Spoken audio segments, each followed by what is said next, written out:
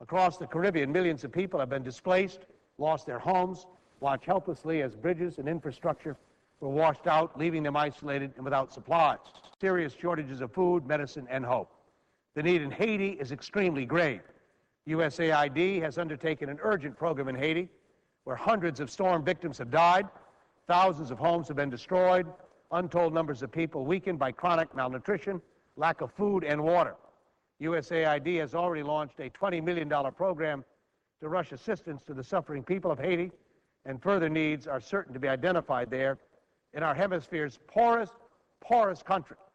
The average income is something like a few dollars a week in that country. It's a nation that has just been devastated over the last number of years. In Jamaica, 72 communities have been hit hard, leaving a dozen people who died, thousands without shelter. The United States ambassador in Kingston has declared a disaster and began distributing $100,000 there in that country. USAID is working with the Jamaican disaster specialists to purchase and deliver hundreds of thousands of dollars of supplies to communities cut off when roads were washed out. The relief supplies include hygienic kits, plastic sheeting, jerry cans, and blankets. This very effective response brings relief to innocent victims of the storm, and it projects the American message of concern and hope to our Caribbean neighbors.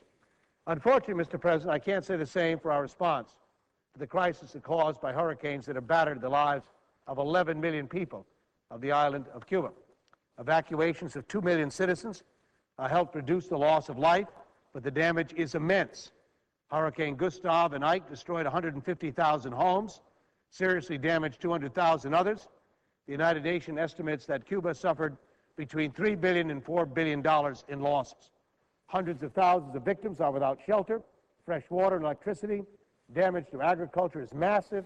Food and medicines are in short supply, and the need for material to repair homes vastly overtakes supply.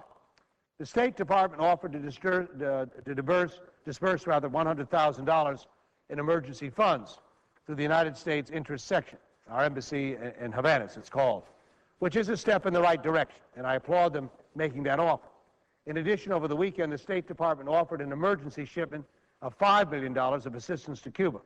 Cuban officials, in what I think is a very short-sighted move, in my opinion, rejected the offer, saying they would not accept a handout from a country that would not sell them the same items to them.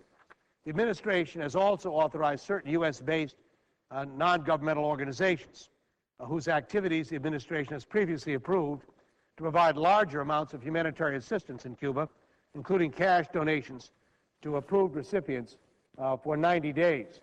These government-approved channels for assistance to government-approved recipients are certainly, again, steps in the right direction, but, Madam President, given the devastation that's occurred, not hardly enough.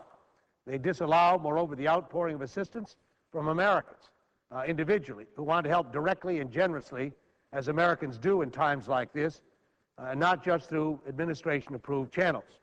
Large numbers of the Cuban-American community in our country, eager to help family members back on the island of Cuba, are blocked from doing so by tough regulations that the administration implemented in 2004 in an effort to promote the collapse of the Cuban regime. These regulations drastically impair citizens of our country who come ethnically from the island of Cuba, who have family members there, the ability even to visit their families during this time, even under extraordinary circumstances such as the death of a loved one, and drastically impair their ability to send cash assistance to families in the same manner as all other Caribbean, Central American families do. Families who have citizens of this country, have families in Jamaica and Haiti, the Dominican Republic, can go there, can provide assistance to them. Mr. President, it's no secret that the U.S. embargo on Cuba has been, at least in my view, a dismal failure. And rather than weaken the Cuban government and force it to change, has only served to weaken the Cuban people and to deprive them of any hope at all. The administration's tougher regulations circumscribing America's right to help family and friends in dire need in Cuba are part of the same failed policy. Apparently, some in the Bush administration believe that holding firm on embargo policy, even during a humanitarian disaster, will discredit Fidel or Raul Castro and lead to their precipitous downfall.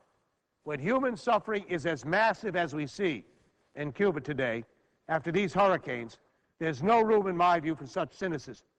Despite the obvious need for a total overhaul of policy toward Cuba, the amendment that Senator Lugar and I have introduced today addresses only the immediate humanitarian crisis, and only on a basis.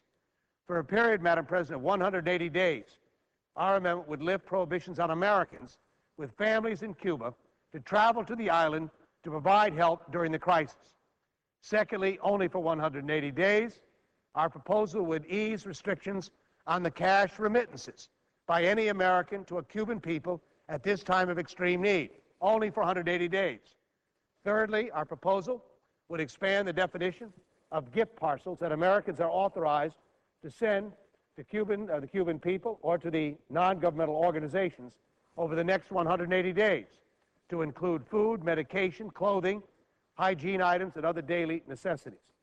And fourthly, the bill would allow the cash sale using mechanisms similar to those already in place for the sale of agricultural products to certain items that Cubans need to rebuild their homes, again, for a limited period of 180 days. Let me be absolutely clear, Madam President. These measures do not lift the embargo at all, have nothing to do with the embargo per se, but rather merely loosen some of these less humane regulations implemented in 2004 in a direct response to a humanitarian crisis. Cuban Americans in this country ought to be able to be allowed to help their family members on the island of Cuba during this time for 180 days, to be able to send food and clothing and medicines, some cash remittances, or to travel to help out, ought not to be banned by the United States of America. Let me promise you something. Hugo Chavez will be filling that gap. Why are we going to allow in this hemisphere someone who we abhor in Venezuela step in to provide some assistance and help when the United States ought to be doing something, at least allowing people to step in to make a difference in the lives of these people? These are modest steps that allow the greatness and the generosity of the American people to shine through without political or ideological filters. I can think of no better way of giving the Cuban people a message of hope that we stand with them. We disagree with their government. We disagree with their government policies. We're not likely to change that anytime soon. But we care about them and what happens to their families and their children. In a natural disaster, the worst in 50 years, an island country 90 miles off our shore, we ought to be able to do a better job than sit here and lecture about geopolitics and that they have to go through the suffering without allowing people to help other people get back on their feet again. The intent of this amendment has broad support.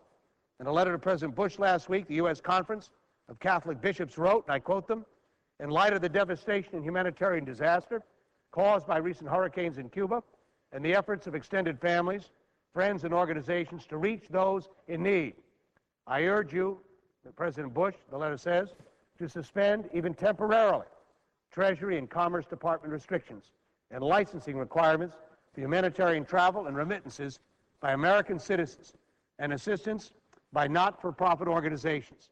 At times of crisis, there are simple and basic facts of charity on which people rely," end of quote. The Catholic bishops and numerous NGOs are right, and we know it, Madam President. I think we should help. To those who think that refusing to help will somehow serve our U.S. national interests, I make just two observations. We need to be honest with ourselves.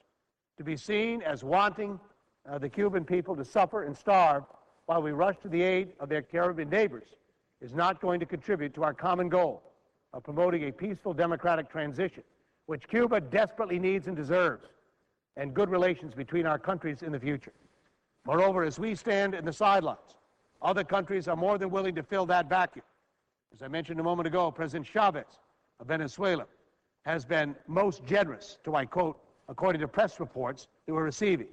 Russia has sent 4 cargo planes with tons of emergency supplies and construction materials.